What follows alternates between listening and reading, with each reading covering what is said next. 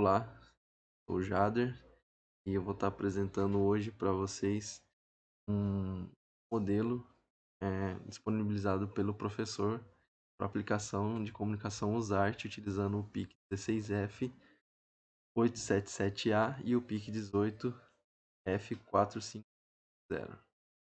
Primeiramente, como demonstrado aqui, a gente vai estar implementando um projeto que usa o protocolo de comunicação UART, vai estar simulando no Proteus, e utiliza como porta de entrada ou como via de comunicação uma tela de terminal. Então, através da tela de terminal, eu consigo tanto obter informações do que está acontecendo e o que está programado no PIC, tanto quanto enviar informações e dados pertinentes para estar controlando determinadas ações ou determinados ports e no modelo em questão para estar controlando um LED, alguma coisa bem simples só para estar implementando, conceituando o funcionamento do mesmo.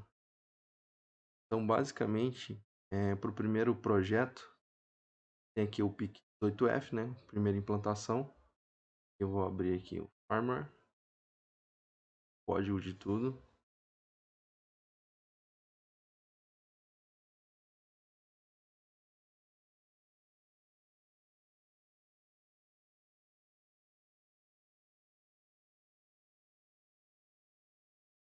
Aí.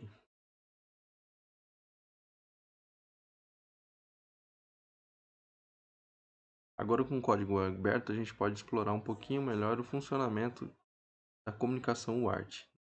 Então, basicamente, a gente tem aqui, dentro dessas primeiras linhas, toda a parte de configuração de fuses do PIC. E aqui que entra a parte principal. No caso do PIC, a gente já tem alguns ports pré-determinados que trabalham com a comunicação UART, né? Por específico, se eu abrir aqui, se eu abrir o esquemático aqui, já vai ver que no próprio PIC tem alguns pinos determinados que consegue estar fazendo uso nativo da comunicação UART.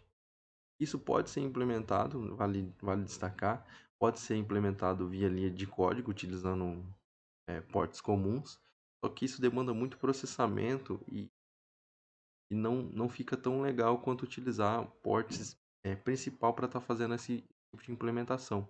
Um exemplo disso são algumas bibliotecas disponibilizadas no AVR, são para criar ou simular, né, portas UART virtuais, que você pode utilizar alguns pinos com interrupção também, para estar fazendo esse tipo de implantação. No caso aqui, do projeto em si, a gente tem aqui a implantação da TX, né, que é o port C, no pino 6, a RX no port C também, no pino 7. Lembrando que por se tratar de uma comunicação full duplex, ou seja, ele pode receber e transmitir ao mesmo tempo, então a gente faz a inversão dos nibbles aqui, né, que a gente tem a TX um lado do PIC e tem RX do lado do terminal. Com base nisso, então a gente pode dar prosseguimento. Aplicar o código. Bem, então aqui nessas duas primeiras linhas principais, a gente determina tanto a frequência em Hz do cristal oscilador que a gente está trabalhando, tanto o baud rate, que na verdade é a taxa de bits por segundo que a gente vai realizar a comunicação. Por se tratar de uma comunicação UART, então a gente tem uma comunicação que é assíncrona, ou seja, não tem um pino de sincronismo entre ambos os dispositivos, que a gente pode chamar de mestre-escravo. Então, a partir disso, os dispositivos têm que criar um sincronismo para saber o momento que ele está recebendo e o que ele está recebendo. Dessa maneira, a gente consegue diferenciar durante a recepção ou a transmissão que se trata de um código de paridade, do que se trata de um dado e que se trata de um início e fim de comunicação. Com base nisso, a gente realiza alguns cálculos para setar os registradores responsáveis por determinar a comunicação UART. Conforme está aberto aqui nessa outra página, Então a gente consegue ver exatamente isso, né? A parte de setup, eu já inicio, eu já inicio alguns registradores. E nesse caso são registradores especiais do PIC 16 ou do PIC 18F, né? A gente faz a limpeza dele, do registrador RC, tá? Faz, faz uma limpeza desse pode nesse pino, né? Que é utilizado para caso de overrun. E depois a gente seta ele novamente. É uma maneira de estar configurando. E novamente a gente, através do datasheet do fabricante, que é disponibilizado, a gente faz o set, né, dos ports responsáveis por realizarem a comunicação UART do PIC. Exatamente a partir desse valor, é um valor específico que pode estar sendo encontrado na tabela do fabricante, e através desse valor eu consigo determinar, então, algumas coisas, como dizer que a comunicação é assíncrona, né, nesse caso, o código, os dados que vão ser enviados são sempre de 8 bits, e o TX-ON e o registrador BRGH inicializa em 0. Tá? Vale lembrar que esse cara aqui é muito importante, porque esse cara aqui foi o que a gente calculou anteriormente. Né? A gente calculou ele anteriormente, vale lembrar que esse registrador aqui, parte do registrador, na verdade, ele indica para mim a velocidade de alta comunicação. Né? Nesse caso, a gente optou por uma velocidade de baixa comunicação.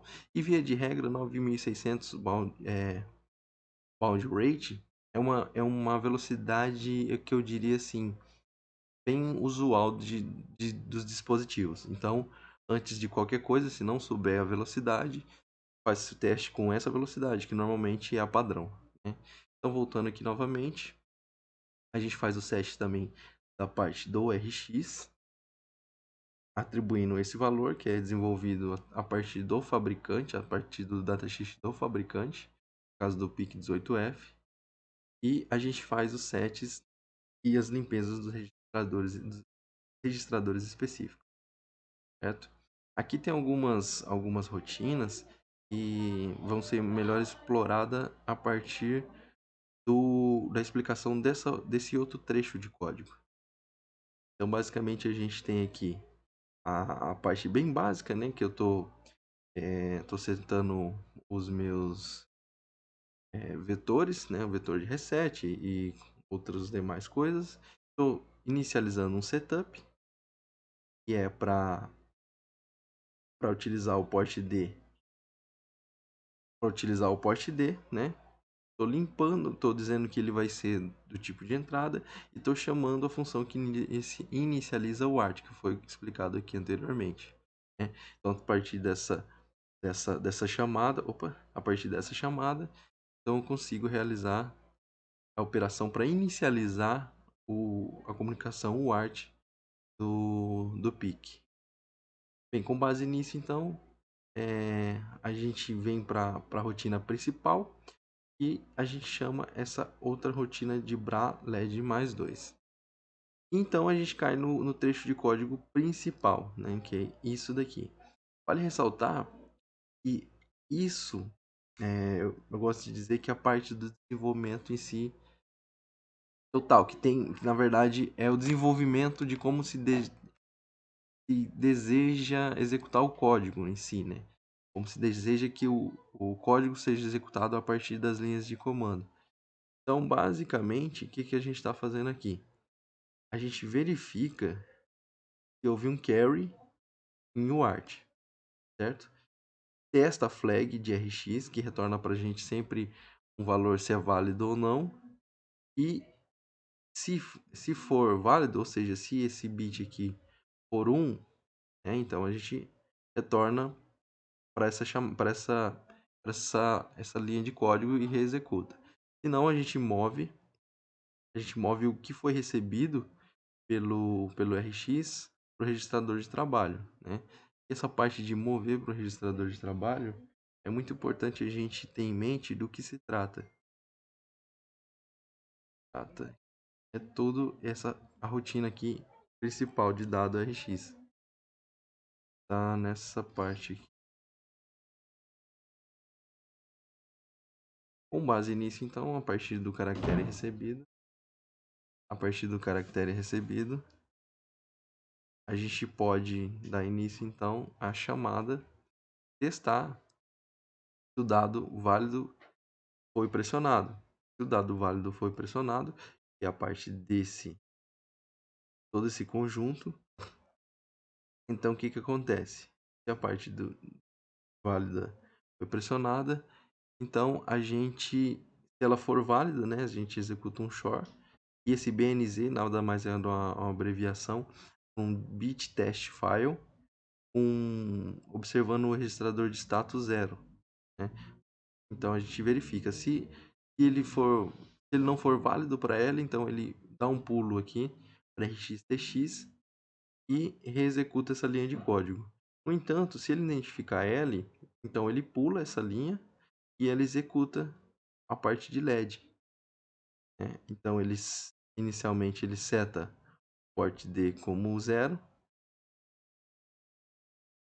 e faz toda a amostragem dos dados no caractere também. É como pode ser visto aqui, tanto para on como para off. Tá? Então, nesse caso aqui, a gente vai ter o projetinho simulado. Então, o LED inicialmente ligado, indicando o comando L para ele desliga. Indicando novamente o L, ele liga. E basicamente esse é o trecho de código desenvolvido e repassado pelo professor. No entanto, como exercício, foi pedido também para a realização do mesmo algoritmo, só que implementado para o PIC16F. Eu vou fechar aqui, né? Agora, vou abrir tanto o firmware quanto a parte do esquemático simulado.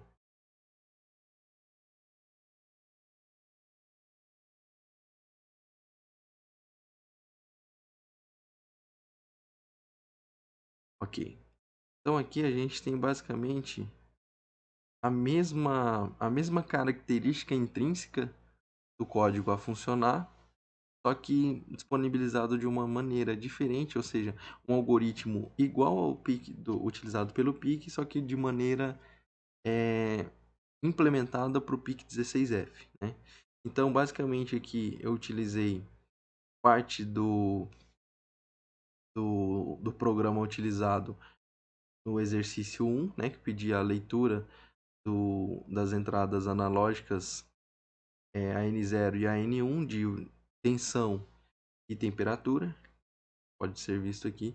Toda essa parte aqui eu vou deixar de dar uma explicada para ser um pouco mais sucinto, né? A gente quer um pouco mais de velocidade já nessa parte aqui. E basicamente a gente tem a mesma estrutura de código, tá? O único diferencial que foi criado aqui é a parte de InvLed, né? E nada mais é do que uma chamada que eu faço quando o meu dado recebido é igual a L. Então, se meu dado recebido é igual a LL, o que acontece? Ele chama essa função, esse trecho de código, ele faz uma chamada. E ele retorna para esse cara aqui. Subsequentemente, a gente faz uma inversão do port B como um todo, né? Mas a gente, no caso, só setou parte do RB0 como saída. Então, posso fazer isso. Então, o que acontece? Sempre que ele estiver alto, ele vai para baixo. Sempre que ele estiver baixo, ele vai para alto. Fazendo isso, então, o que eu consigo? Eu consigo, posteriormente, verificar, repassar o valor do port D para o registrador de trabalho. E do registrador de trabalho, executar um shor bit a bit, né? No caso aqui, eu achei melhor colocar na operação binária, porque eu estou verificando que o valor do RB0 é igual a zero, né? E eu verifico o registrador de status zero. Se for zero, então o que acontece? Se for zero, ele pula. Pulando, ele coloca. Ele pula não, desculpa. Se for zero, então o que acontece? Ele realiza a chamada para rxtx-1. Isso significa que ele está desligado. Essa chamada rxtx-1 indica para mim que ele vai pular em RX, só que uma linha antes, né? Então ele vai imprimir para a gente a mensagem de LED off. E se não, ele pula essa linha, mostra essa mensagem que basicamente está aqui, que foi utilizado essa outra aba ou essa outra biblioteca para indicar uma mensagem de LED on, né? Ele indica a mensagem e volta para o RxTX. Né? Esse, inclusive, eu vou compilar aqui junto.